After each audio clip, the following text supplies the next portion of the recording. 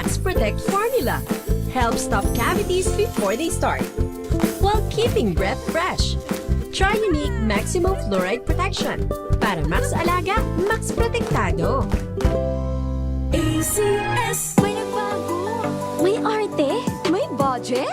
Akala nyo lang yon. So solid. White Rose Papaya. Wow. White Rose. White Rose Papaya. Wow. White Rose. White Rose Papaya. May glow up with a White Rose Papaya. White Rose Papaya. May puti power times 2 kasi may papaya at niacinamide. May shea butter and tea tree oil pa. Kutis sulit ang glow up. Glow up with a White Rose Papaya. White Rose Papaya. Kutis sulit ang glow up. ACS. Wow, ang saya. Isang barangay na labada, puro mancha pa. Goodbye, pahinga. Mommy, isang laba lang yan sa Pride Bar Blue. May powerful stain-away enzymes na malupit sa dumit mancha. At di masakit sa kamay. Isang laba lang yan. Hello, pahinga. Hello, Pride Bar Blue. ACS. Let us unbox MX3 capsule. Each box has 60 vegetable capsules na tested and proven to help reduce pain discomfort. 2 capsules daily with a healthy diet and exercise. MX3. Tunay, natural, at original. Mahalagang paalala, ang MX3 capsule ay hindi gamot at hindi dapat gamiting panggamot sa anumang uri ng sakit. Amoy forever. Amoy LQ. Amoy New Cala Berry Blooms. Amoy Cala, amoy good vibes. Tinesting, sinuri, siniyasan. Ang resulta?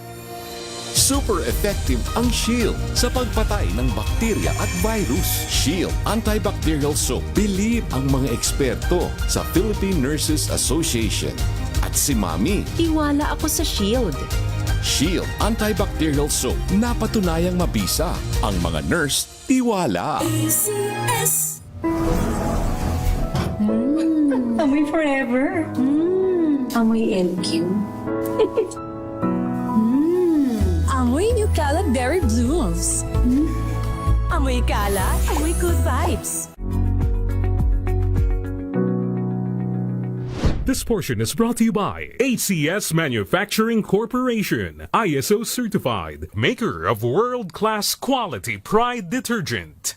Likas sa atin ang makagawa ng pagkakamali, maliit man o malaki, dahil kakambal ito ng ating pagkatao. Gayunman, hindi ito nangangahulugan na madali para sa lahat ang magpatawad, kahit na ito ay isa sa mga pangunahing turo ng simbahang Katolika. At kung minsan, may mga pagpapatawad na labag man sa kalooban ay ginagawa para palayain ang sarili. To you, Father, what is the end point of forgiveness? Can forgiveness be self-serving? Kasi may mga nagsasabi po na iba na nagpapatawad ka kasi gusto mo ng peace. Gusto mo ng quiet sa iyong sariling buhay. Gusto mo ng kapayapaan. Gusto mo i-detach yung sarili mo mula sa mga sufferings or mga different types of pain sa paligid mo. Pero it serves you, not the person na nakasakit sa'yo. Selfish po ba kung iisipin ang pagpapatawad? Thoughts on this? Yung self-serving siguro is not the right word for it. No? Pero tama yung sinabi mo, kapag ikaw ay nagpatawad, ang unang nabibiyayaan ay ang sarili natin. Sa aking panayam kay Reverend Father Oliver Yalung, isang pari mula sa University of the Assumption, iginiit ito na bagamat hindi matatawaran ng inner peace at spiritual healing na hatid ng pagpapatawad, ginagawa daw natin ito higit sa lahat para sa ikapapayapa ng mga nakasakit sa atin. Pagpapatawad, kahit may magandang epekto sa personal nating buhay, ang pagpapatawad ay para sa ating kapwa. Unang-una ay ito ay para sa ating kapwa. Lalo-lalo na yung mga nagkakasala sa atin. Pinagkakalooban din natin sila ng kapayapaan, ng pagpapagaling, ng kalayaan para sila rin ay mamuhay ng matiwasay. Paalala pa nito, Ang pagpapatawad ay isang paraan para makalaya mula sa impyernong buhay na puno ng galit. Panahon man ng Kwaresma o hindi, hinihikayat ng Simbahang Katolika ang pagpapatawad bilang pagtulad sa matinding sakripisyo ni Kristo para sa sanlibutan. This portion is brought to you by ACS Manufacturing Corporation, ISO certified, maker of world-class quality Pride detergent.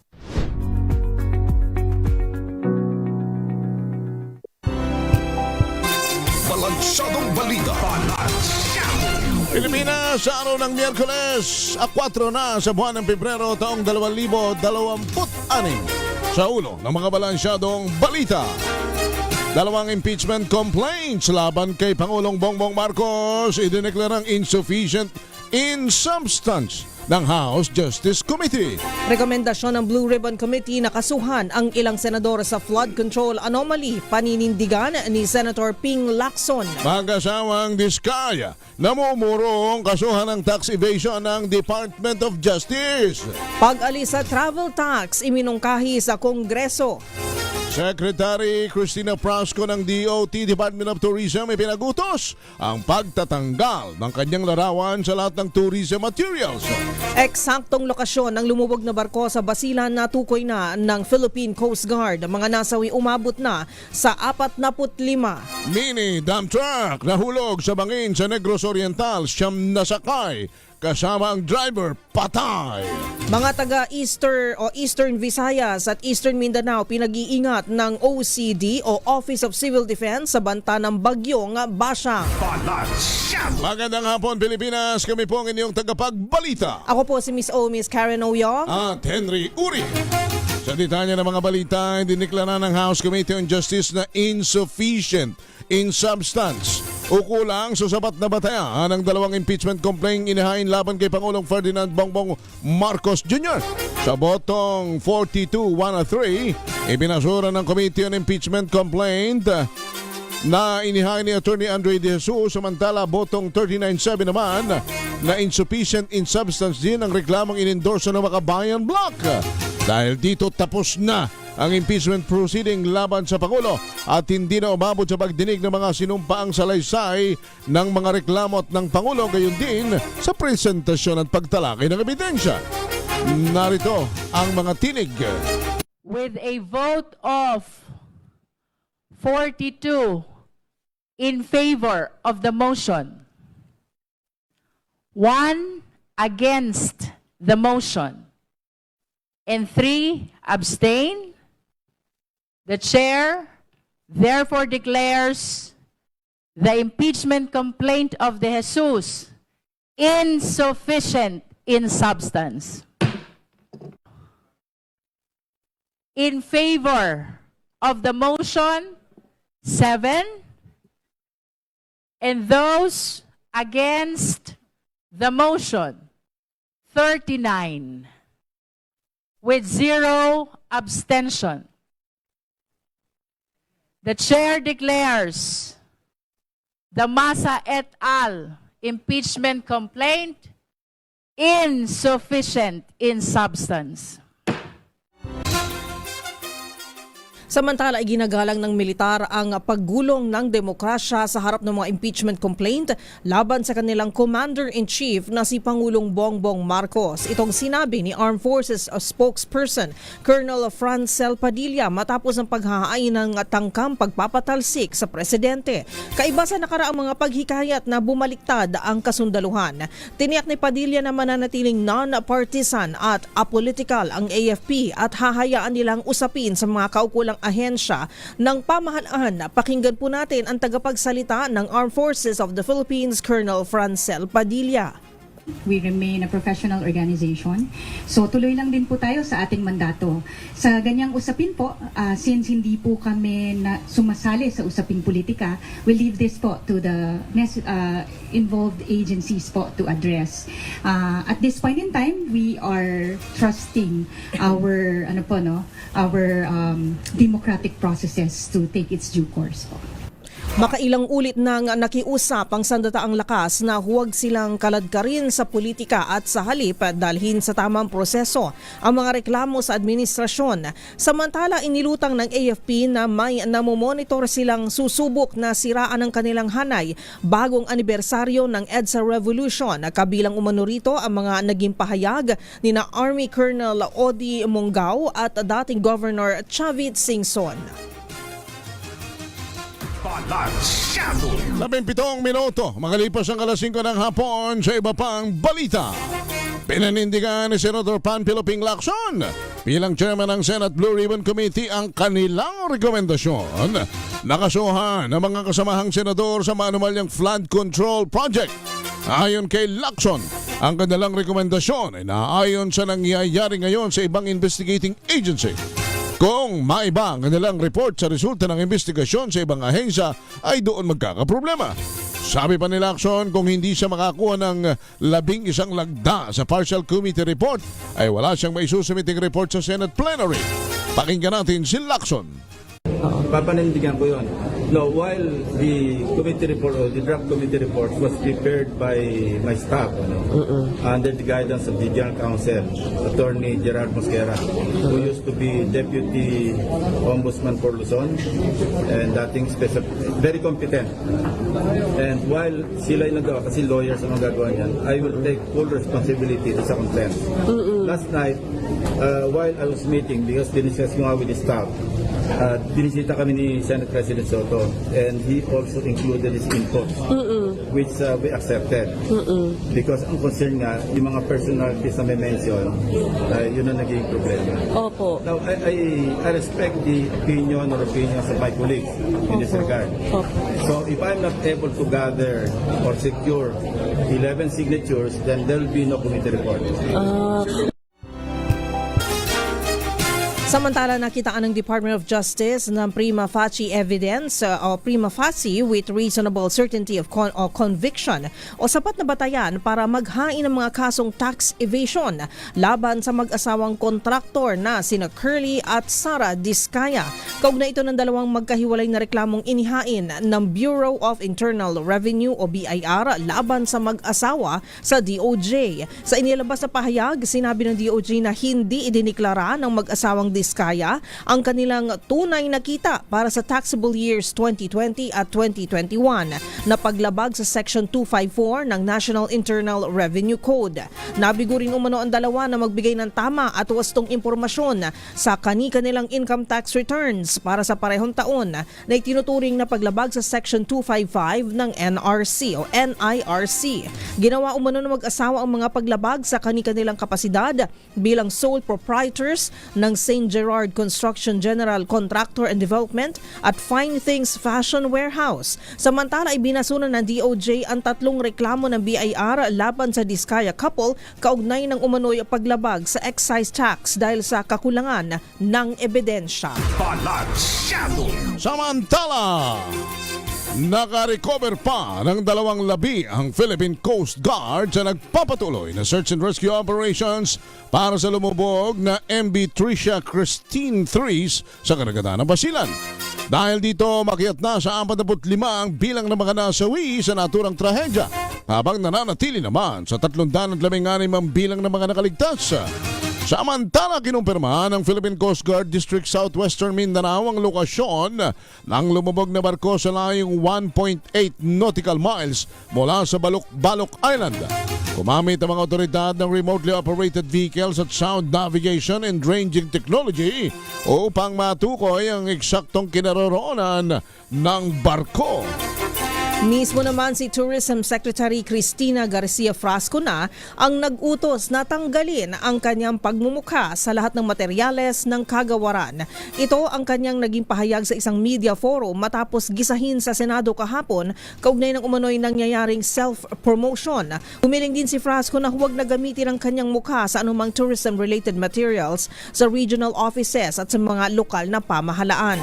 Una lang sinabi ni Senator Raffy Tulfo na dapat ang mga sikat na destinasyon sa bansa ang ibida at hindi ang mga opisyal ng gobyerno. Samantala, iginit naman ni Frasco na wala siyang balak tumakbo sa anumang national position sa 2028. 22 minuto na makalipas ang alas 5 ng hapon. Sumayin nyo na ang unang bugso ng mga balita sa Balansyado.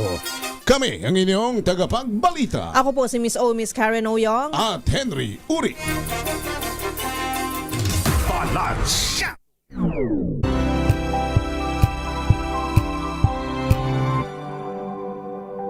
Hello, Washi! Laundry day na naman! Yay! Anong meron? Mancha ng chocolate, putik, may libag pa! Kaya natin yan! With Pride Washing Machine Detergent, may triple stain-away formula. Tanggal ang makapit, madikit, at malupit na dumit mancha. Kaya easy-easy ang labada. Mula noon hanggang ngayon! All you need is pride. All you need is pride. ACS.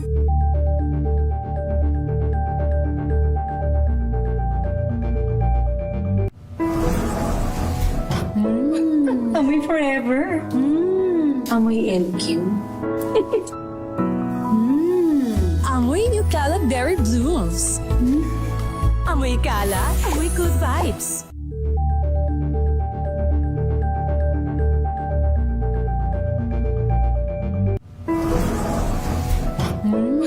Amoy forever. Amoy LQ. Amoy New Caleb Berry Blooms. Amoy kala, amoy good vibes.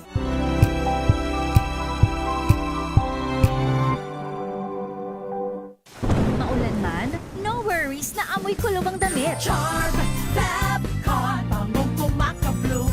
Tanggal amoy kulog sa bango ng charm. Kaya gamit ko, Charm Fab Con with Bloom Fresh Technology. Kills 99.9% of kulob-causing bacteria.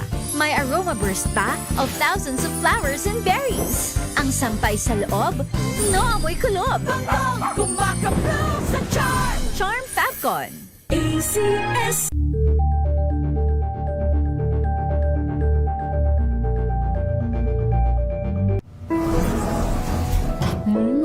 Amoy forever. Amoy LQ. Amoy New Caleb Berry Blooms. Amoy kala, amoy good vibes.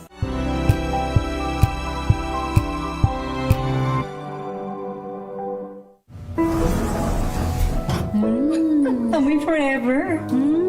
Amoy LQ. Amoy New Caleb Berry Blooms. Amoy kala, amoy good vibes.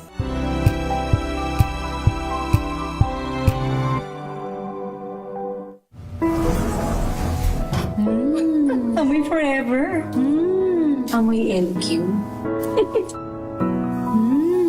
Amoy New Caleb Berry Blooms. Amoy kala, amoy good vibes.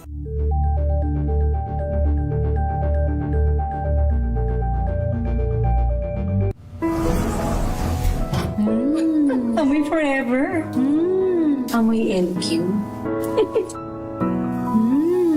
Amoy New Caleb Berry Blooms. Amoy kala, amoy good vibes. 138 ang pumabor, 10 ang tutol at 9 ang abstain. Muling suspendido ng panibagong 60 days si Representative Kiko Barsaga ng 4th District ng Cavite. Ang suspension ang rekomendasyon ng House Ethics Committee na pinamumunuan ni Representative JC Abalos ng 4Ps at ito ay dinulog sa plenaryo para pagbotohan. Ang panibagong ethics complaint ay ang alegasyon ng suhol umano ng bilyonaryong si Enrique Razon sa mga miyembro ng National Unity Party o NUP para suportahan sinoon ay House Speaker Martin Romualdez para o doong nakalipas na 2025 midterm election. So dito ko ay naging botohan ngayon dito sa plenaryo, Henry. Sa botong 238 ang pumabor, 10 ang tumutol at 9 ang abstain. Muling sinuspindi ng panibagong 60 days si Representative Kiko Barsaga ng 4th District ng Cavite. Nagala pa rin dito sa Kamara. Ako si Milgred na nagulat para sa DZRH. Una sa Pilipinas, una sa Pilipinas. Flash Report. Flash Report!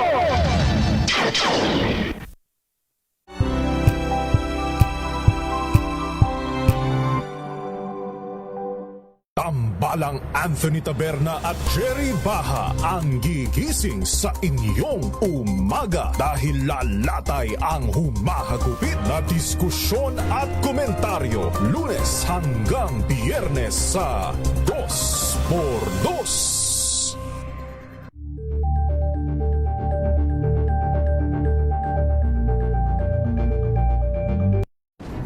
Kung good vibes ang hanap mo, dito ka na sa sigurado! Mula sa mga istoryang nagbibigay ng inspirasyon hanggang sa mga kwentong may dalang solusyon. Mga balitang pampagaan ang pakiramdam at pampaganda ng araw. Hindi lang basta good news, kundi the better news. Mula Lunes hanggang Biyernes, 1:00 ng tanghali sa DZRH TV.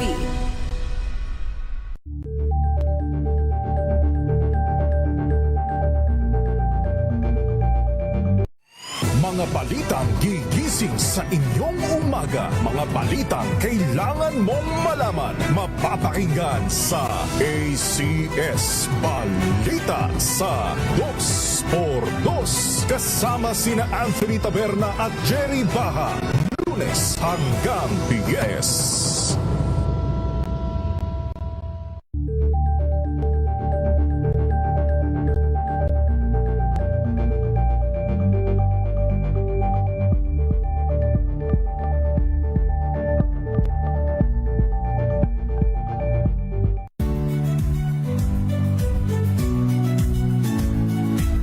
Magandang araw mga kaibigan. Ito po ang inyong balerina ng bayan, si Lisa Makuha Elizalde, na nag-aanyaya sa inyong samahan kami at ang aming mga espesyal na panauhin para sa kalahating oras ng masayang kwentuhan sa aming programang Art to Art, kung saan ang usapang sining at kultura ay para sa lahat. Huwag kaliligtaan, tuwing linggo, 3:30 ng hapon, dito lamang sa DZRH Radio, DZRH TV, at via online streaming.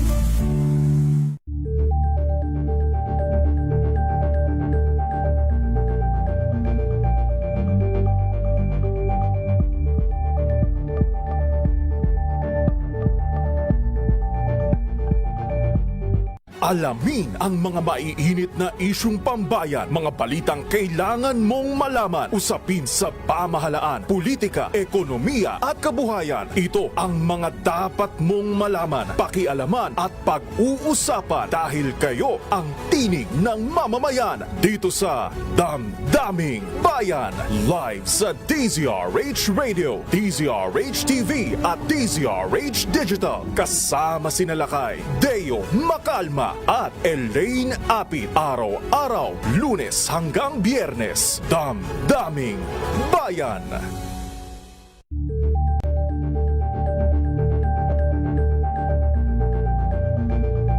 Sabi natin muna partner si Attorney Michael Poa, ang tagapagsalita po ng defense team ni Vice President Sara Duterte para po sa haharapin itong impeachment trial dahil mukhang meron hong mga ibang anggulo na lumabas na hindi naman galing po sa bibig ni Attorney Michael Poa tungkol po doon sa sinasabing Mary Grace Piatos.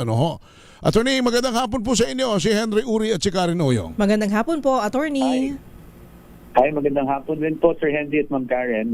Salamat po sa invitasyon. Opo, kami napatawag sa inyo sapagkat may lumabas nga pong mga bali-balita na tila ho ang tema ay handa kayong iharap daw yung Mary Grace Piatos.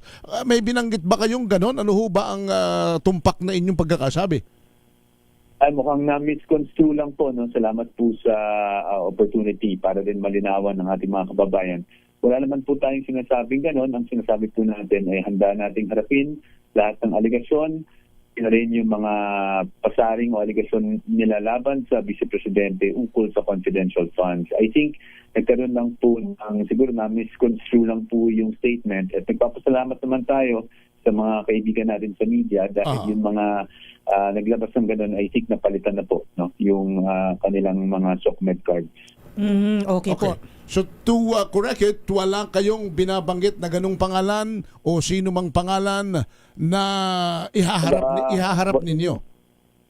Wala po, dahil hindi po tayo i-discuss ng anything to do with strategy at the moment, lalong-lalo na sa part ng defense. No? So ang Manilaw lang na sinasabi natin ay handa ang defense team at handa din ang Vice Presidente siyempre na harapin at sagutin lahat ng mga paratang laban sa kanya.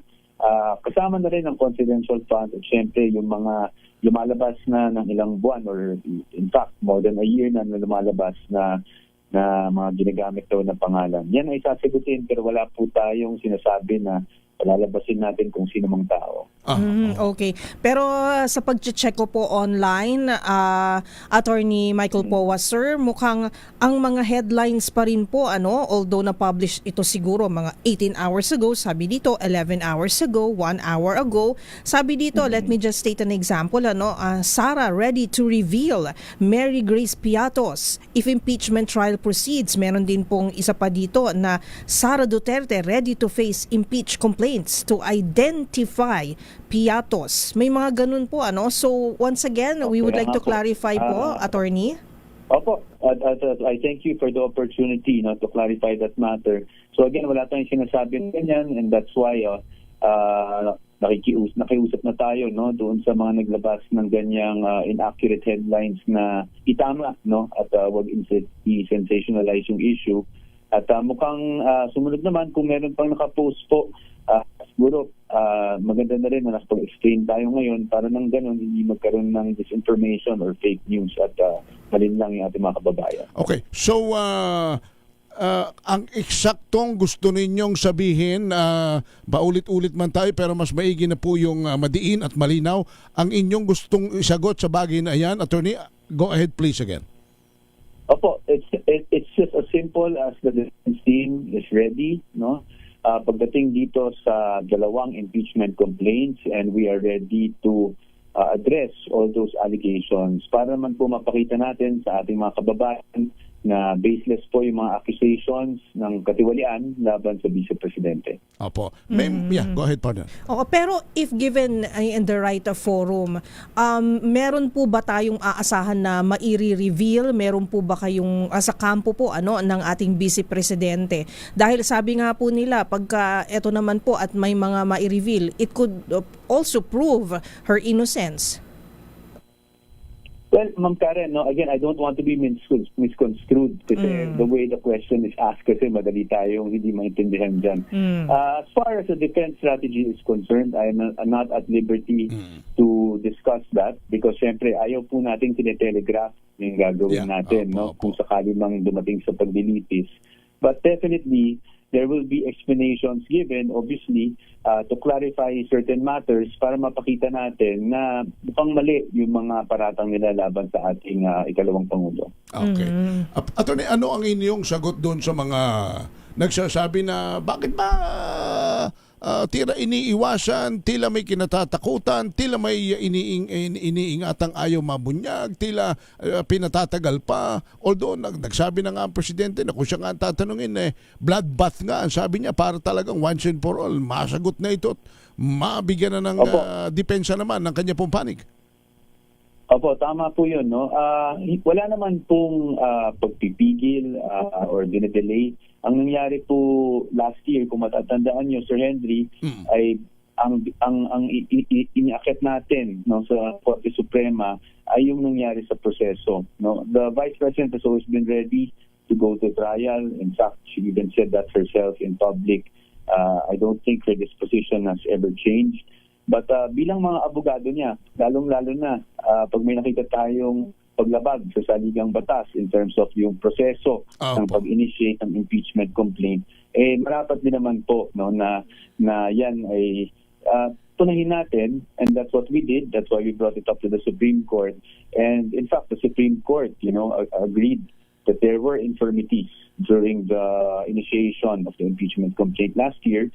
And now we have guidelines kung paano nag-initiate ng impeachment complaint. So again, hindi naman po ito pag-delay or anything like that. Lahat tayo, we are entitled to due process. Lahat tayo, we are entitled to processes that are aligned with the Constitution. So yan po ang rason kung bakit tayo dumunong sa ating Korte Suprema last year. This year naman po, we are monitoring lang the developments. Alam naman natin and we already anticipated the filing of new impeachment complaints. And tingnan natin how it will be handled. And if this will go through to trial, then as I said, we're ready to go to trial. Attorney, hindi ko man po alam if VP Sara is also expressing her thoughts on kung ano po yung mga nangyayari ngayon, pero dalawa po sila, ang ating Pangulong Bongbong Marcos nahaharap po sa mga impeachment trials po, and then sa impeachment cases may mga nagsampa po, and also our Vice President. So the two highest ranking officials in the land, meron po ba siyang na-share po, na-express na mga sentiments about this? And what can she say that can affect yung ating bansa, and of course how the other countries are seeing us right now? Opo, sa ngayon po, I cannot speak on her thoughts on that. Wala naman kami na pag-uusapan na ganyan. Lalong-lalo na po, I'm no longer the spokesperson of the Vice President, of the Office of the Vice President. So I can only speak for the defense team. And kami naman po, although siyempre bilang mga Pilipino, we are aware of these things. Pero pagdating naman po sa trabaho, ang focus lang po talaga namin ay yung impeachment complaints laban sa ating Vice Presidente. It would be unfair for me to comment on the other impeachment complaints against any other official. Opo. Attorney, last on my part, kung tama ba yun? Kung di ako nagkakamali, may binabanggit din ng Vice President na actually 2023 pa nga nung palutangin na sasampahan siya ng impeachment, pinag-ahandaan niya na ito.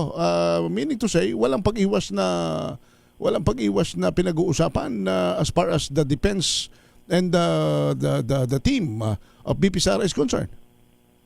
Opo, tama po yun. I can confirm that. No, late 2023, nung una kaming nag-usap ng Vice Presidente at nung unang na-form yung magiging mga abogado niya, nung team of lawyers niya, sakali mang magkaroon ng impeachment. Dahil nung mga panahon na yun, I think there were already certain groups floating the idea of filing of an impeachment complaints against the Vice President. So that early on, ay meron na pong nabuong team, and that team remains the same until this very day. Okay. So ito, wala nang mangyayari pong pag-question sa Korte Suprema doon sa isinampang impeachment na nga sa kanya.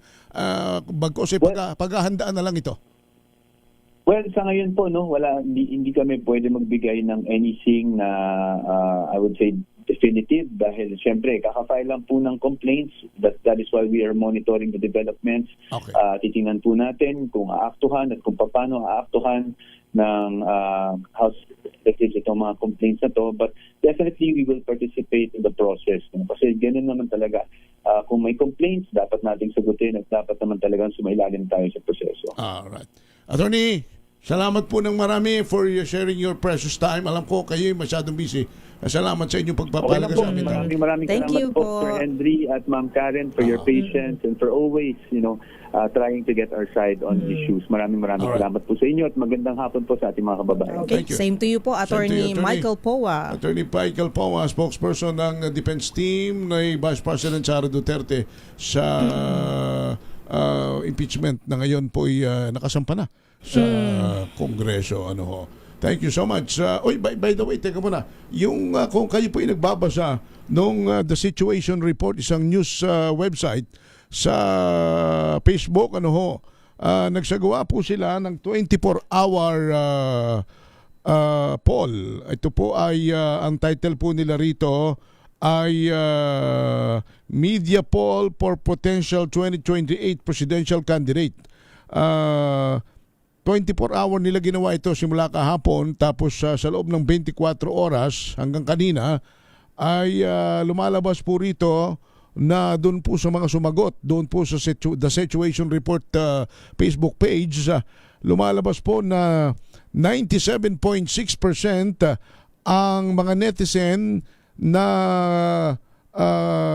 ibig napupusuan, sabihin na natin, na maging presidente sa 2028 si Vice President Sara Duterte. 97.6 2.2% si Senator Risa Ontiveros, and 0.2% si DILG Secretary Remulla. Makikita po ninyo yan sa The Situation Report. Ulitin natin, as of 1:25 p.m. of February 4, sinimulan po nila ito kahapon, February 3, 1:25 p.m. din. So 24 hours po nila itong sinorvey.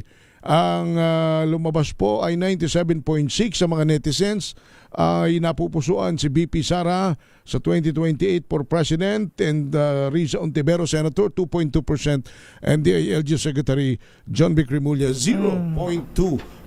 Inom ka daw muna ng tubig, nawawalan ka na ng boses. You go to the Situation Report Facebook page. Facebook page para makita po ninyo ito. Uso kasi itong ganitong boses, kanya nakiuso tayo. Hindi ko alam kung Kenny Rogers ba ito, kung Lionel Richie ba ito, ano kung, ba yan? Kung Hubas Tank ba ito, partner. Oy, wow. Napag-aalaman tuloy ang edara, no? Kasi kung ano yung perfect person. Paano yung umuso nung panahon natin? Husky daw. Grabe naman kung maka-husky. Husky daw na? Oo, chichu. Aw. Joke lang. Commercial break muna. Babalik tayo. Ako si Henry Uring. At ako po si Miss Miss Karen Oyor. Balansyado.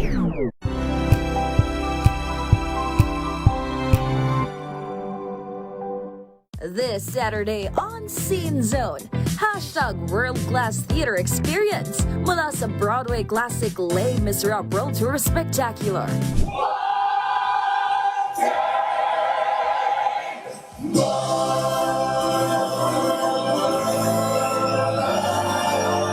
At mga dapat abangan sa first ever Manila run ng Charlie and the Chocolate Factory.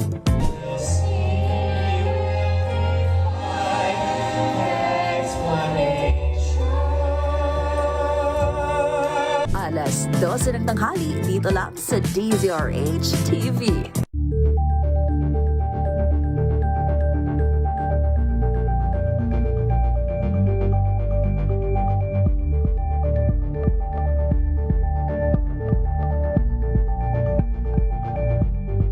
Maagang balitaan, maagang usapan sa mga issue at balita. Kasama si Kuya Angelo Palmones sa Magandang Umaga Pilipinas. Mula Lunes hanggang Biyernes.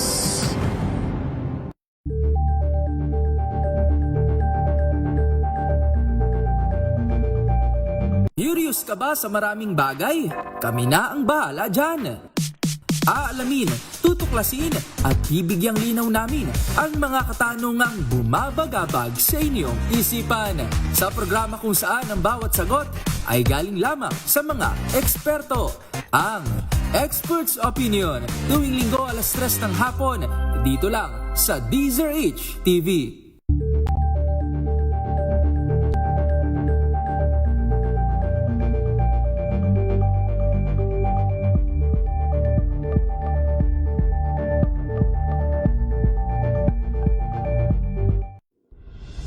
Tuloy-tuloy ang pagtulong, tuloy-tuloy ang pagseserbisyo, at tuloy-tuloy ang balitaan kasama si May Binauhan sa Operation Tulong mula Lunes hanggang Biyernes.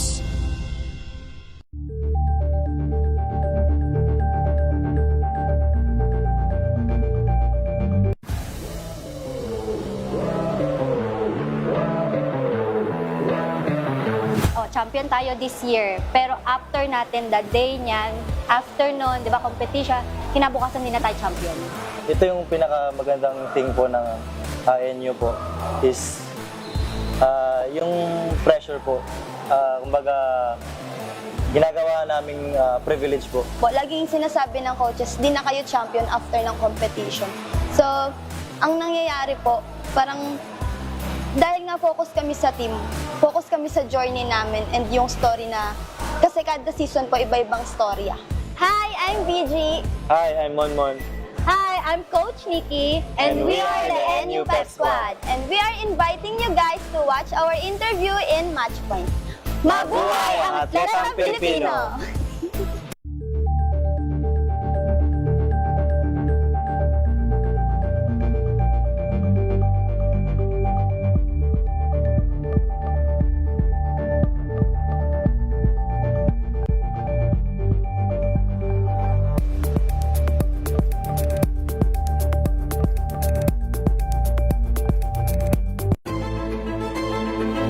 Pakikinggan ang bawat panig.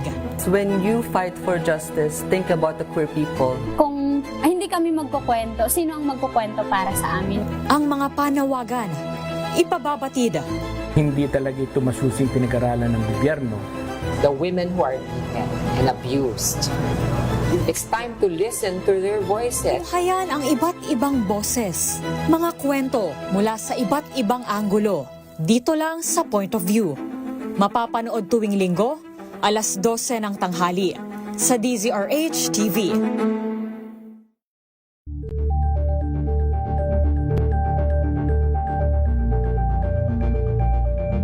We've got you covered.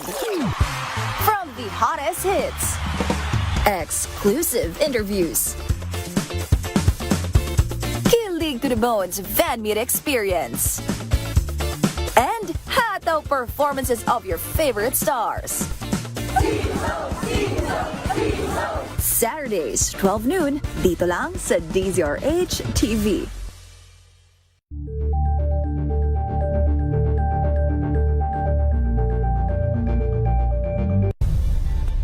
Nagsimula sa pangarap hanggang sa maabot ang tagumpay. Iba't ibang kwento, iba't ibang mukha ng atletang Pilipino. Mas pinatindi, mas pinalakas, at mas pinaaksyon sa Match Point tuwing Sabado, 12:30 ng tanghali sa DZRH TV.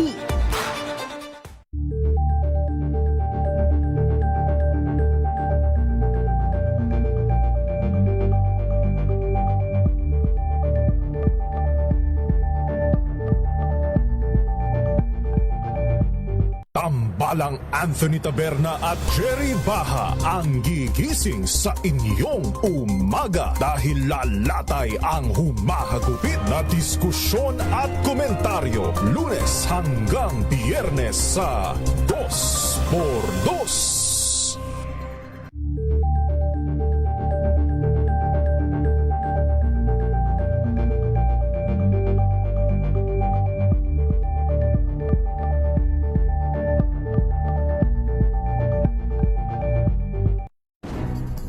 Good vibes ang hanap mo? Dito ka na sa sigurado! Mula sa mga istoryang nagbibigay ng inspirasyon hanggang sa mga kwentong may dalang solusyon. Mga balitang pampagaan, pakiramdam at pampaganda ng araw. Hindi lang ba sa good news, kundi the better news. Mula Lunes hanggang Biyernes, 1:00 ng tanghali sa DZRH TV.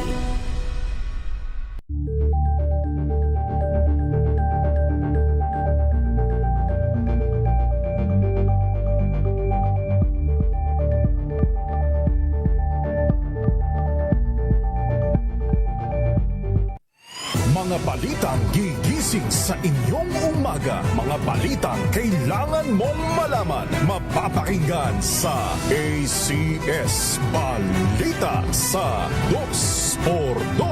Kasama sina Anthony Taberna at May napaka-suspense din ito nangyayari ito sa Senado. May nakita na kasi akong picture na nakalagay Senator Loren Legarda leads sa Senate session. So anong akala mo? Ano ba yun? Sige, magantay tayo ng report ni parang Raymond Adpas mula dyan sa Senado sapagkat lahat kasi nakatutok din dyan. Kung magkakapalitan ba ng Senate President at mukhang ang nakikita natin nababasa natin may babae raw yung magiging Senate President ngayon. Woman power! Oh. Ay talaga naman So, kailan ba huling nagkaroon ng Senate President na babae? Parang kung di ako magkakamali, this is the very first time. Teka nga, i-research natin. Tanong ko kay Google kung kailan. Kung mayroon, wala Wala pa tayong nababalitaan lately. Sa speakership, meron. Pagkat si dating President GMA, naging speaker, hindi ba? For a while. Pero sa Senate, parang wala pa, no? Pero tingnan natin. Nako. Although hindi pa yun conclusive. Wala pa kaming confirm at conclusive report na siya na nga po. Lumulutang lang yan. Lumutang.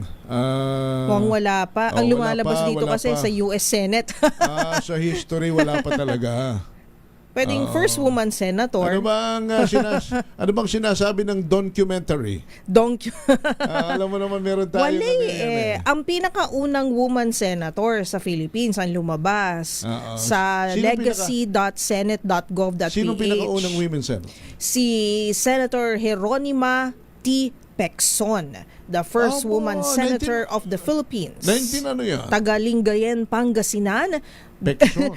Grabe, pinanganak siya noong December 19, 1896. Wow. Kailan ba siya naging senator? Hindi kasi ang inaabot-abot para natin dyan yung si Senator Shahani Santanina Razul.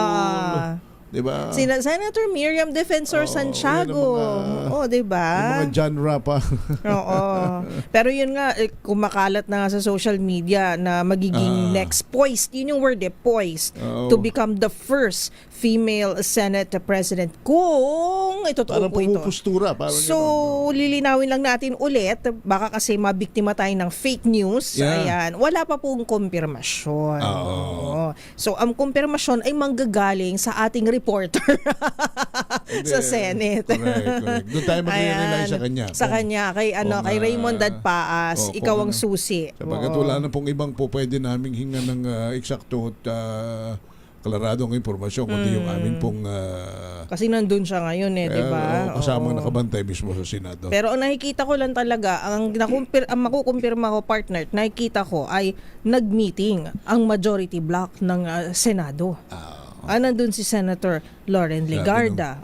Sabi ng aking kaibigan, dyan natalo ng Amerikano ang Hapon Kami meeting ng kami meeting.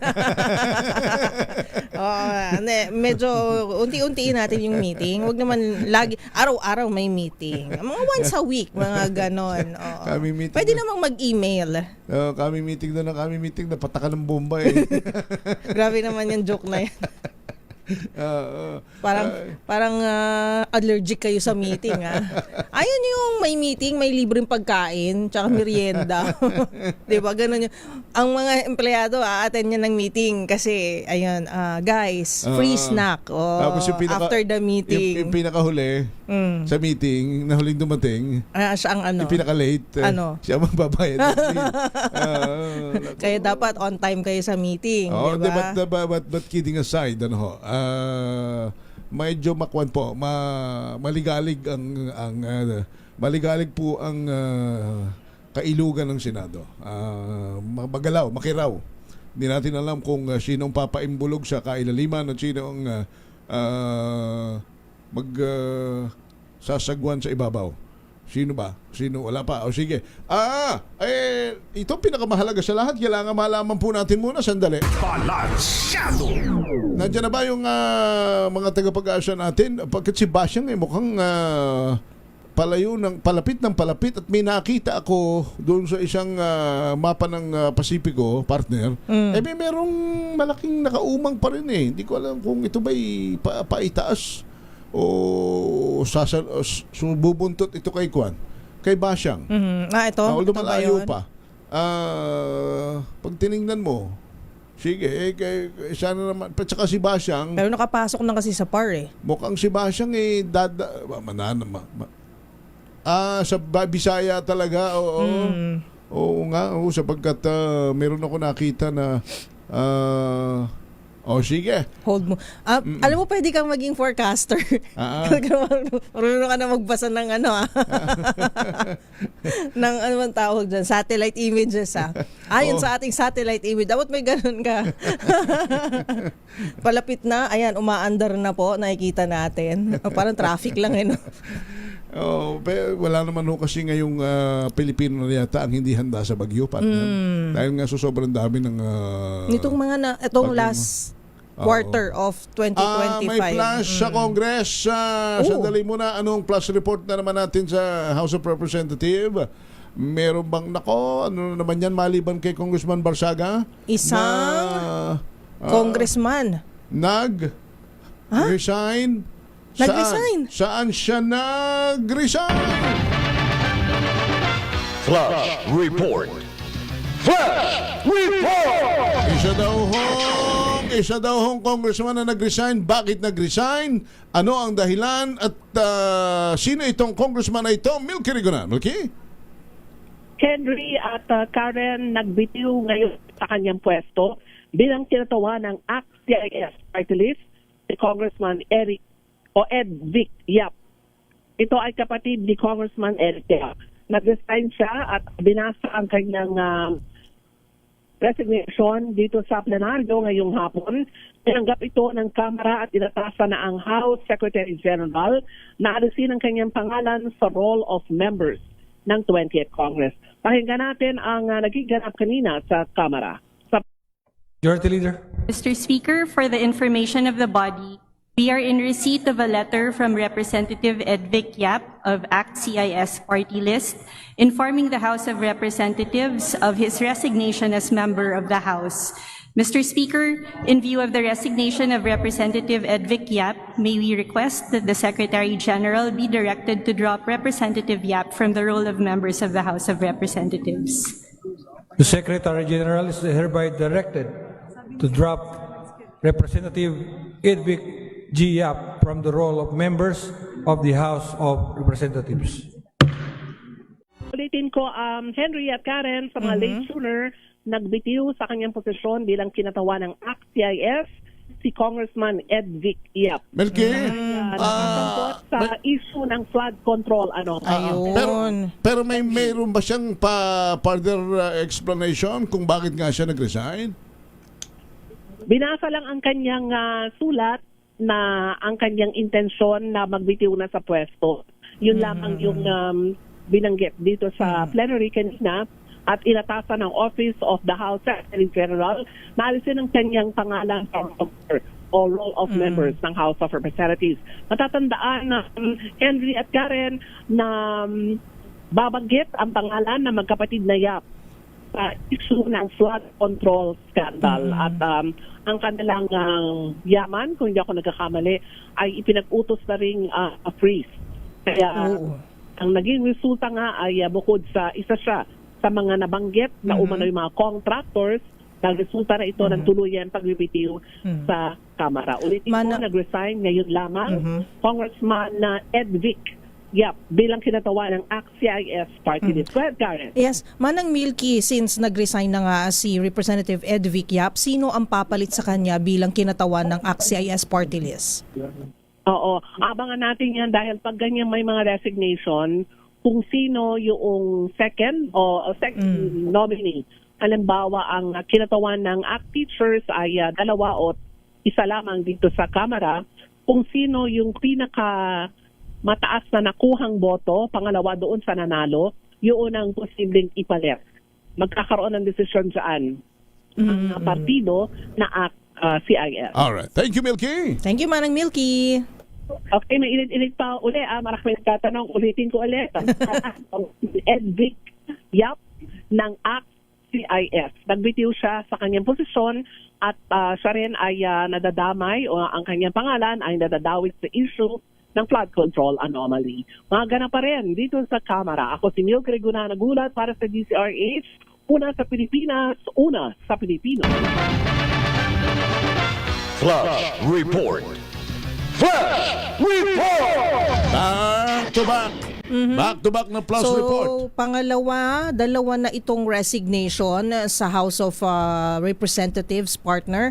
Una, si Ako Bicol Party List Representative Zaldico na alam naman natin ay nasa ibang bansa na, di ba? At hinihikayat na umuwi para tumestigo at ibahagi ang kanyang mga nalalaman tungkol sa flood control scandal. At ngayon naman ang pangalawang representante from Party List din, si ACT-CIS Party List Representative Ed Vic Yap ay nag-resign na rin. At kanina ay pinatawan hong muli ng 60-day suspension si Congressman Barsaga ng Dasmariñas sa Cavite. Flash Report. Flash Report! Ala, 6:01 na ho ng gabi. Si Henry Uri Puare. Ma-action talaga ang Congress ngayon, partner. Binabantay ng mabuti naman ng Milky. At ako po si Miss Karen Oyong. Balansyado!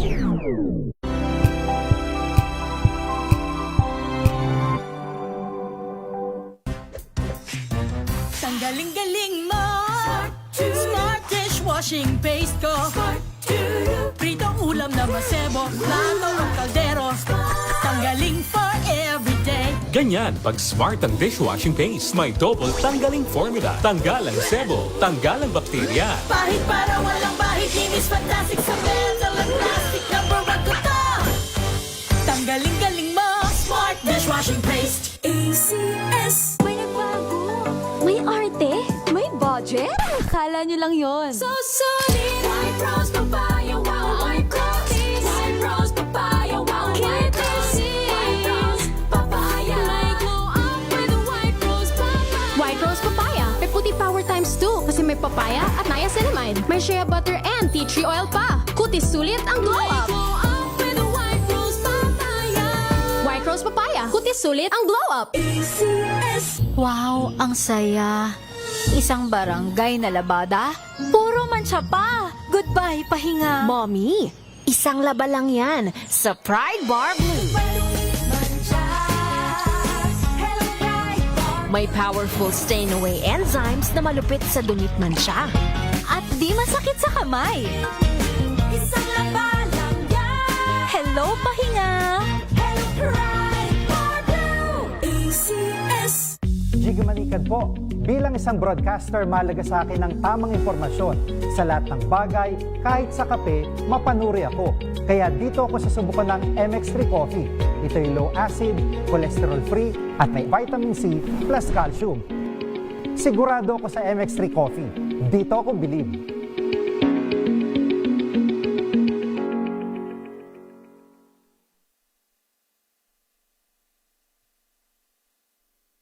Hello, Washi! Laundry day na naman! Yay! Anong meron? Mancha ng chocolate, putik, may libag pa. Kaya natin yan! With Pride Washing Machine Detergent, may triple stain-away formula. Tanggal ang makapit, madikit, at malupit na dumit mancha. Kaya easy-easy ang labada. Mula noon hanggang ngayon. All you need is pride. All you need is pride. ACS.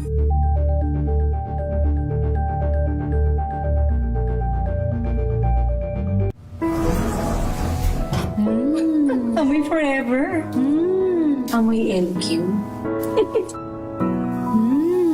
Amoy New Calab Berry Blooms. Amoy kalat, amoy good vibes. Sa lahat ng bagay, simula pa lang, siguraduhing max protection na. Kasi pag kulang ang proteksyon, baka madaling masira. Sa ngipin, dapat may max protection din. Max sa alaga ng Unique Toothpaste. With Max Protect Formula, help stop cavities before they start, while keeping breath fresh. Try Unique Maximum Fluoride Protection. Para max alaga, max protektado. ACS. Amoy forever. Amoy LQ. Amoy New Calab Berry Blooms. Amoy kalat, amoy good vibes. Mga paraan para makatipid sa pagkonsumo ng kuryente, alamin. This portion is brought to you by ACS Manufacturing Corporation, ISO certified, maker of world-class quality Pride detergent. Ayon sa National Grid Corporation of the Philippines o NGCP, posible pa rin makatipid sa paggamit ng kuryente kasabay ng pananatiling presko at komportable. Una, huwag hayaang nakasaksak ang mga kagamitan sa bahay tulad ng telebisyon kapag hindi ginagamit. Dahil ayon sa ahensya, kumukonsumo pa rin ito ng kuryente. Pangalawa, sa mga ilaw na ginagamit, makatutulong sa pagtitipid ang paggamit ng compact fluorescent lamps o LED bulbs. Pangatlo, buksan ang mga bintana upang makapasok ang sariwang hangin at natural na liwanag. Nang sa ganon, ay makababawas rin sa paggamit ng ilaw at electric fan. At pang-apat, pagdating naman sa pagpaplansya, pinapayuhang ischedule ang mga plansyahin ng maramihan. Gayon din sa paglalaba upang makatipid naman sa tubig. This portion is brought to you by ACS Manufacturing Corporation, ISO certified, maker of world-class quality Pride detergent.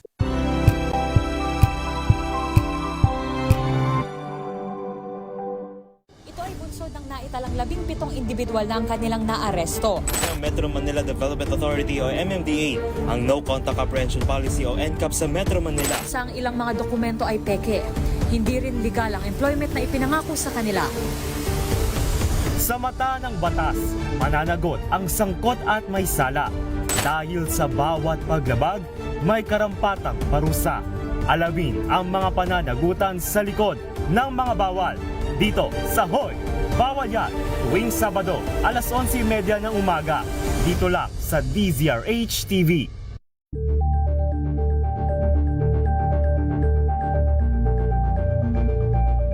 This Saturday on Scene Zone. #World-Class Theater Experience mula sa Broadway Classic Les Miserables World Tour Spectacular.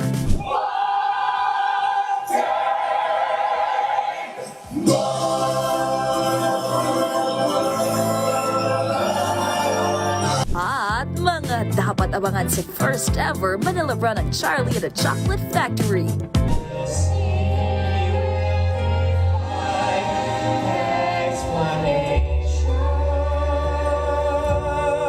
Alas 12 ng tanghali dito lang sa DZRH TV.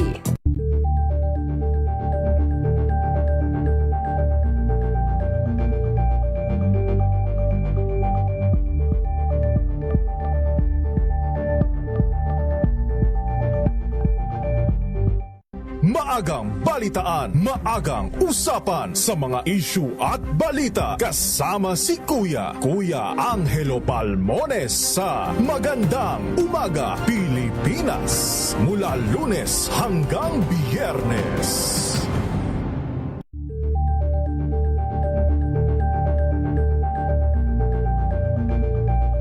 Curious ka ba sa maraming bagay? Kami na ang bahala dyan. Aalamin, tutuklasin at bibigyang linaw namin ang mga katanungang bumabagabag sa inyong isipan. Sa programa kung saan ang bawat sagot ay galing lamang sa mga eksperto. Ang Expert's Opinion, tuwing linggo alas 3 ng hapon, dito lang sa DZRH TV.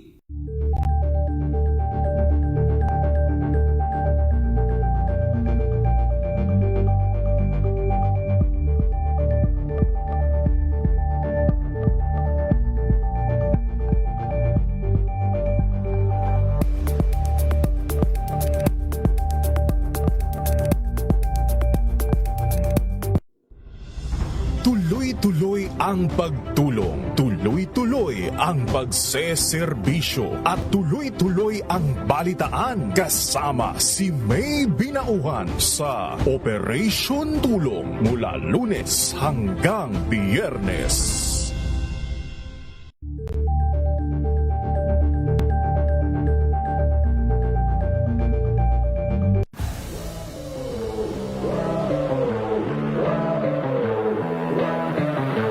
Champion tayo this year. Pero after natin, the day niyan, after nun, di ba, competition, kinabukasan din na tayo champion. Ito yung pinakamagandang thing po ng NU po is yung pressure po. Kumbaga... Wala pa rin po yung mga nag-aantay sa report sa Senado kung nagkapalitan ho ba ng Senate President. Kami rin ay nakaantabay.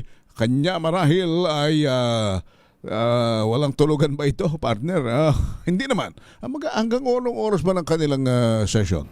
Mukhang tapos na eh. Mukhang the session is closed. Ito na. Mayroon na tayong live report. Wala po sa Senado si Senate President Tito Soto. Kumpiyansa pa rin na mananatili daw na Pangulo ng Senado. RH number 28, Raymond Advance. Raymond. Balikan natin ang report na yan ni Raymond Adpaas. Samantala, puntahan naman natin ang Korte Suprema. Ibinasura ang petisyon laban sa Executive Order 94 na lumikha ng Independent Commission for Infrastructure o ICI. RH29 Boy Gonzales, ibalita mo yan, Boy.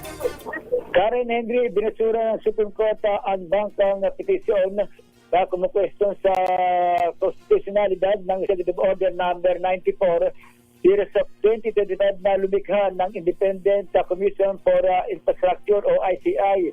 Sa session ngayong araw, tinalakay at pinasya ng Supreme Court ang kasong inaay ni na Jacinto Paras, Manuelito Luna at Atty. Pedro Antopacio laban sa ICI at sa Office of the President sa magitan ng Executive Secretary. Ayon sa resolution na isinulat ni Assistant Justice Samuel Galan, nabigo ang mga petitioner na matugunan ang mga pangunahing rekisito para sa judicial review. Nilinaw ng SC na ang ICI ay isang independent ad hoc fact-finding body na itinatago upang mag-siyasat sa umani mga anomalya sa mga product control project ng pamahalaan sa buong bansa. Iginit ng mga petitioner na lumalabag ang EO 94 sa equal protection of laws, inaagaw ang kapangyarihan ng lehislatibo ng Kongreso, binabawasan o inaalis ang mga tungkulin ng Office of the Ombudsman at Commission on Audit at lumalabag sa provision ng Konstitusyon na nagsasaad na walang pondo ang maaaring ilabas mula sa kaban ng bayan ng walang kaukulang appropriation ng batas. Gayunman, sinabi ng Supreme Court na nilabag ng petisyon ng doktrina ng hierarchy of court dahil sa direkta nito nga inayon sa Supreme Court nang walang sapat na dahilan upang lagtawan ang mababang hukuman. Dagdag pa ng hukuman na nabigo rin na ipakita ng mga petitioner na may umiirang na actual na kaso o kontrobersya dahil hindi nila napatunayan na may nilabag na karapatan na legal o na sila ay direktang na apektuhan ng EO 94. Ito si Boy Gonzales para sa Visares, una sa Pilipinas, una sa Pilipinas. Thank you, Boy. Balikan natin si Raymond Paz mula sa Senado. Si Senate President Tito Soto, kumpiyansa pa rin mananatili bilang Pangulo ng Senado. Raymond Paz. Raymond. Hindi kumpiyansa pa rin si Senate President Vicente Tito Soto III na manatili siya sa pwesto bilang Pangulo ng Senado. Ito matapos mabigo ang minorya sa Senado na makuha ang sapat na bilang upang siya ay mapalitan. Sabi ni Soto, tinanggihan ni Senador Laurel Legarda ang alok sa kanya na siyang susunod na maging Senate President. Katuwaan din lang daw ang inilabas ni Senador Kiko Pangilinan sa kanyang Facebook page na larawan ng mga miyembro ng majority na may caption na power sharing. Kanina ay matapos ang mahabang suspension ng sesyon ay marami ang nagulat ng si Senator Laurel Legarda na nakaupo bilang presiding officer. Ngunit siya pala ay pinaupo lamang para i-adjourn ang sesyon at muli silang babalik sa araw ng Lunes. Pakinggan natin si Senate President Tito Soto. Pero sa anong sabi ni Sen. Loren? Kasi siya daw yung ano eh. Anong sabi sa inyo ni Sen. Loren? Well, she was not She was not, well, she... Nagkausap kayo? She declined? I think so. I think she did. I think she did. Thank you, sir. How are you feeling, sir? How are you feeling, sir? Okay, same. No worries kanina. No. Pa, Senator, you know, I can do any work in the Senate. I can be majority leader, minority leader, Senate President, or even a regular senator. I have no problem with that. Si Senate President Tito Soto, ito si RH28, Raymond Advance para sa DZRH, una sa Pilipinas, una sa Pilipinas. Maraming salamat, Raymond Adpaa. Samantala, pagbasura ng Korte Suprema sa petisyon laban sa EO 94 na lumikha ng Independent Commission for Infrastructure, welcome sa Malacanang. RH14, Let Narciso, ibalita mo yan, Miss Let. Ikinalugod ng Malacanang ang desisyon ng Korte Suprema na ibasura ang petisyong kumukwestiyon sa legalidad ng Executive Order No. 94 na lumikha sa Independent Commission for Infrastructure. Nanindigan ang palasyo sa magandang hangarin ng Pangulo sa paglikha sa ICI sa pamamagitan ng EO 94. Ayon kay Palace Press Officer Claire Castro, na ipakita ng Pangulo sa taong bayan ang pangangailangan na magkaroon ng malalimang pag-iimbestiga sa maanumalyang flood control projects. Binigyang diin ni Castro na obligasyon ng administrasyon na linisin ang gobyerno mula sa pag-abuso sa pondo ng bayan. Matatandang itinatag ang ICI para siyasatin ang maanumalyang flood control projects at iba pang mga proyekto ng pamahalaan. Ito si Let Narciso para sa DZRH. Una sa Pilipinas, una sa Pilipinas. Thank you, Len. Samantala, Armed Forces of the Philippines, pinayuhan ng mga OFWs ay mag-ingat sa mga trabaho abroad kasunod ng ulat ng Pinoy mercenary sa Ukraine-Russia war. RH52, Edniel Parosa. Edniel. Umapilang Armed Forces of the Philippines sa publiko na mag-ingat sa mga magagandang alok na trabaho abroad. Kasunod dito ng report na 2 Pilipino na ang naipit sa bakbakan ng Ukraine at Russia bilang mga foreign mercenary. Sabi ni AFP Public Affairs Chief Colonel Cersas Trinidad, labalabas sa paunang investigasyon na iba ang ipinunta ng isang Pinoy sa Russia bago siya napilitang sumabak sa gera. Tumutukoy ito sa nagpakilalang Raymond Gumangan na umano'y taga-Alcala, Pangasinan at lumipad pa Moscow para sa employment. Pero sa isang video ng Ukrainian authorities, makikita si Gumangan na isa ng prisoner of war mula pa noong Setyembre ng nakarang taon. Bago naman ito, isang Pinoy rin ang iniulap ng Ukraine na napatay nito sa frontline sa bahagi ng mga sundalong Ruso. Kinilala lamang siya sa pangalang John Patrick na iniimbestigahan pa rin sa ngayon. Sabi ni Trinidad, makikipag-ugnayan din sila sa Department of Migrant Workers at Department of Foreign Affairs upang makabalangkas ng paraan para maiwasan ang posibleng recruitment ng mga Pinoy sa gera ng ibang bansa. Ako sa Edniel Parosa, nag-uulat para sa DZRH. Una sa Pilipinas, una sa Pilipino. Maraming salamat, Edniel Parosa. Samantala, balita naman mula sa mga probinsya, lalaki patay matapos mabaril ng rumisponding pulis sa Palo, Leyte. RH32, Jimmy Angay-Angay, ibalita mo yan, Jimmy. Isang lalaki patay matapos mabaril ng rumisponding pulis sa bayan ng Palo, Leyte. Ito ang sinabi ni Leyte Police Provincial Office Provincial Director Police Colonel Junicio Apas Jr. Ayon kay Colonel Apas, nangyaring insidente kagabi sa Domingo Street, Barangay Santa Cruz, Palo, Leyte. Sa investigasyon ng PNP, ang mga kapulisan sa naturang bayan rumispondi sa sumbong mula sa concerned citizen hinggil sa isang lalaki nakakalarma sa barangay na pinaniwalaan na sa impluensya ng nakakalasing na inumin at naghahamon ng away sa mga dumadaan at armado ng itak. Pagdating ng mga PNP personnel nagpakilala na police personnel tinangkang awatin at disarma ng suspect. Subalit, sinugod ang isang pulis na may dalang ang isang pulis ng suspect na may dalang itak. Nag-warning shot ang responding pulis at hindi tumigil ang suspect kaya binaril ito. Tinamaan sa katawan ang suspect at itinakbo ng Palo MDRIM-O sa Governor Benjamin T. Romualdez General Hospital at Sisto Samayas Center para malapatan ng kaukulang lunas. Subalit, idineklara na dead on arrival ng ating pisisyan. Mula dito sa DYVL Action Radio Tacloban, ito si RH32 Jimmy Angay-Angay para sa DZRH. Una sa Pilipinas, una sa Pilipinas. Thank you, Jimmy. Samantala, 1.3 milyong halaga ng umano'y shabu na recover sa butikera ng illegal drugs sa Lambunaw, Iloilo. Jocelyn Maki. Jocelyn. Nakuhanan ng 1.3 million pesos na halaga ng suspected shabu ang tinuturing na budigera o tigatago ng supply ng iligal na droga sa Barangay Marong, Lambunaw. Sinabi ni Police Lieutenant Gabriel Manguera, officer in charge ng Lambunaw Municipal Police Station, na subject sa operasyon si alias G na pumalit sa kanyang kapatid sa pagbibenta ng illegal drugs. Ayon kay Manguera, inamin ng subject na siya ang nagbibenta ng illegal drugs hindi lang sa Lambunaw kundi maging sa mga bayan rin ng Pototan at Badyangan. Pero tumanggi na ang pulis na magbigay ng impormasyon sa lokasyon ng supplier na tinuro ni alias Jean dahil sa nagpapatuloy na investigasyon. Mula sa Action Radio Iloilo, ito si Jocelyn Maki para sa DZRH. Una sa Pilipinas, una sa Pilipino. Maraming salamat, Jocelyn Maki. Samantala, dating barangay tanod arestado sa anti-drug bus bypass operation sa Bautista, Pangasinan. RH38 Freddy Fajardo, ibalita mo yan, Freddy.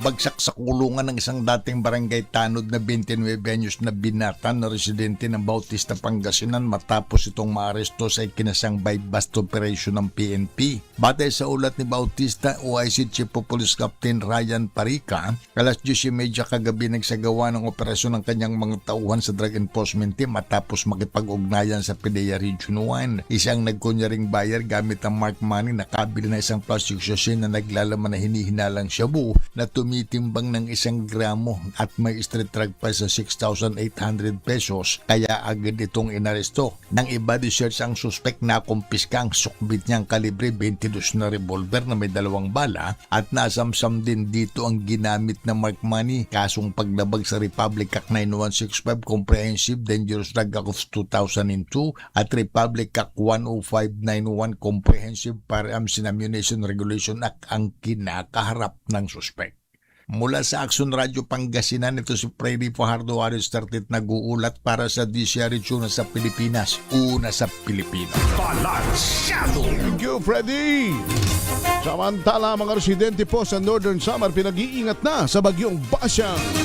Jane Bantayan. Jane. Muling pinaghahandaan dito sa lalawigan ng Northern Samar ang posibleng epekto naman ng bagyong Sebastian. Dahil dito ay nananawagan o pinag-iingat ng Northern Samar Provincial Disaster Risk Reduction Management Office ang lahat ng residente ng buong Northern Samar sa development ni Bagyong Basyang, kung saan posible daw na makaapekto sa loob ng 24 hours at posible na makaranas ng pagulan ng buong Eastern Visayas, kasama na dito ang buong lalawigan ng Northern Samar. Samantala, sa kasalukuyan naman ay patuloy na naghahanda ang Philippine Coast Guard sa Northern Samar at mga substations nito, maging mga mobile teams, maging ang clearing outpost at nakahandang deployable response groups bilang bahagi ito ng preparedness measures dahil sa bagyong Sebastian.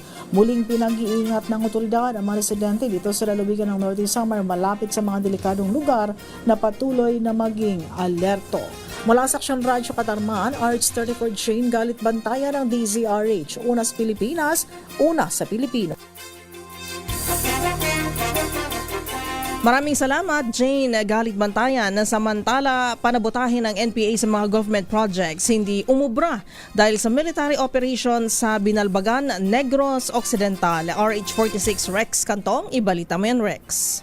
Ang tropa ng 94th Infantry Battalion ng Philippine Army matagumpay na sugpuin ang attempt ng mga miyembro ng New People's Army o NPA sa pamamanabotahe sa mga government infrastructures project sa Barangay Biao, Bayan ng Binalbagan, Negros Occidental.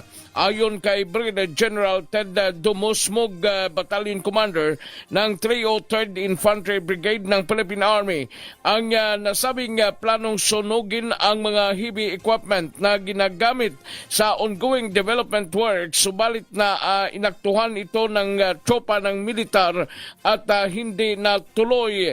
Dagdag pa ni Dumusmog, malaki ang maitutulong o naitutulong ng mga nagbigay ng informasyon hinggil sa planong pangangatake ng mga rebelde. Ito sa RH46 Rex Cantong para sa DZRH, una sa Pilipinas, una sa Pilipino. Thank you, Rex. Samantala, mga most wanted sa kasong panghahalay, sunod-sunod na naaresto sa Bataan. RH37, Danny Kumilang. Danny! Magkakasunod na naaresto ng Philippine National Police ng Bataan PNP ang mga most wanted person na sangkot sa iba't ibang kasong panghahalay at pang-abuso sa kababaihan bilang bahagi ng pinaigting na kampanya laban sa karahasan at sexual na krimen. Unang naaresto ang isang top to most wanted, edad 57 anyos na may 2 bilang ng sexual assault sa Barangay Tortugas, Balanga City. Walang iniimpiyansa ang korte. Sumunod na naaresto ang top 7 most wanted, edad 29 anyos na may kasong lascivious conduct sa ilalim ng Article 336 ng RPC kaugnay ng RA 7016 sa Barangay Central, Balanga City na may piyansang 180,000 pesos. Pangatlong naaresto, isang 26 anyos na may kasong rape sa ilalim ng RA 7016 ang naaresto sa Barangay Doña Orani na walang piyansa. Pang-apat, nadakip ang top 8 most wanted, edad 41 anyos na may kasong rape sa Barangay Doña Orani na wala ring piyansa. Panlimang naaresto ang top 3 most wanted sa regional level, edad 34 anyos na may 2 bilang ng qualified rape of a minor sa Barangay Landing Limay, Bataan na wala ring piyansa ang naturang kaso. Nagpapasalamat naman ang mga biktima at kanilang pamilya sa PNP dahil sa pagkakaresto sa mga sospek at sa patuloy na pagbibigay ng hustisya sa mga biktima ng pang-aabuso. Danny Kumilang, RH37, DZRH, una sa Pilipinas, una sa Pilipino. Maraming salamat, Danny Kumilang. Samantala, balita naman mula sa abroad. Congressional Forum isinagawa sa Amerika hinggil sa nagpapatuloy na paggamit ng excessive force ng Immigration and Customs Enforcement o ICE agents. Ibalita mo yan, Jackie Resho. Nagsagawa ng Congressional Forum ang ilang mambabatas sa Estados Unidos kasama ang mga biktima ng umano'y pang-aabuso ng mga Immigration and Customs Enforcement o ICE agents, partikular na ang mga biktima mula sa Minneapolis. Sa naturang pagdinig, nagsalita at ibinahagi ng 3 biktima ang naging karanasan nila sa paghuhuli sa kanila ng ICE agents. Isa dito si Alia Rahman, isang Bangladeshi American na dinakip ng mga ICE agents habang patungo lamang siya sa kanyang medical check-up para sa kanyang brain injury noong January 13. Ikwinento niya kung paano sa pilitan siyang kinuha mula sa kanyang sasakyan at dinala sa isang immigration detention facility nang hindi man lang sinabi sa kanya ang kaso o rason na kung bakit siya inaresto. Narito ang bahagi ng Congressional Forum. Shooting pain went through my head, neck, and wrists when I hit the ground face first and people leaned on my back. I felt the pattern and I thought of Mr. George Floyd, who was killed 4 blocks away. I was carried face down through the street by my cuffed arms and legs while yelling that I had a brain injury and was disabled. I now cannot lift my arms normally. I was never asked for ID, never told I was under arrest, never read my rights, and never charged with a crime. Bukod pa kay Rahman, 2 biktima ng pamamaril sa gitna ng immigration crackdown sa Amerika ang tumistigo sa forum para ibahagi ang naging pang-aabuso sa kanila. Ang naturang issue ay nagsimula dahil sa paggamit ng excessive force umano ng mga naturang agents dahil sa nangyaring pagpatay sa 2 residente ng Minneapolis dahil sa patuloy na immigration crackdown ng Trump administration. At yan ang balita mula sa ibayong dagat. Ito si Jackie Resyo ng DZRH, una sa Pilipinas, una sa Pilipinas. Thank you, Jackie. Sa showbiz na tayo. Lara Kigaman binahagi ang naranasang healthcare. Pinatibay naman ang kanyang pananampalataya sa Panginoon. Josa Cruzat. Josa? Ibinahagi ng beauty queen at actress na si Lara Kigaman ang naranasan niyang health scare matapos makaranas ng matinding pananakit ng dibdib habang nasa Canada. Ayon sa kanyang Facebook post, kinailangan pang tumawag ng 911 ang kanyang asawa na si Marco para isugod siya sa ospital. Sumailalim si Lara sa serye ng pagsusuri upang matukoy ang sanhi ng pananakit. Bagamat sinabi ng mga doktor na hindi ito dulot ng problema sa puso, tiniyakan nilang masusing mamonitor ang kalagayan ng kanyang puso. Ngayong araw, sumailalim muli si Lara sa test upang matiyak na walang bara sa kanyang cardiovascular system.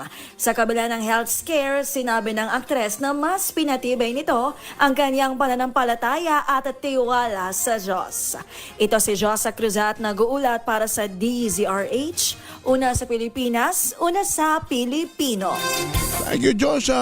Gano'n naman talaga. May mga pagsubok partner na para daw tayong ginto na dinadaan at dinadarang sa apoy para maging lalong dalisay. Oh, ginto talaga. Pwede bang ako gusto ko diamond? Para mas mahal. Shan Brightlight Diamond. Kumanta. Yan ang kalipunan ng mga balita. Talakayan sa Balansyado. Lagi nating tatanda ng lambing naming magpartner sa inyo. Kung gusto po nating umunlad, gaminhawa ang buhay, manatili po tayong nakakapit sa may kapal, manalangin, magtiwala at laging tumawag po sa kanya. Siyempre, wag po nating nanakawan, wag po nating gugulangan, wag nating iisahan, bagkus ay tulungan ng ating mga kapwang na ilangan dahil health is wealth. Ako po si Henry Uri. At ako po si Miss Karen Oyong. Susunod na po ang DZRH, Usapang Legal. Ano ba ngayon? Tuesday. Wednesday. Wednesday na. Wednesday na. Mga kasama nyo si Attorney Cam, Cheryl Adami Molina. Susunod na. Bye! 6:30 na po ng gabi. Balansyado.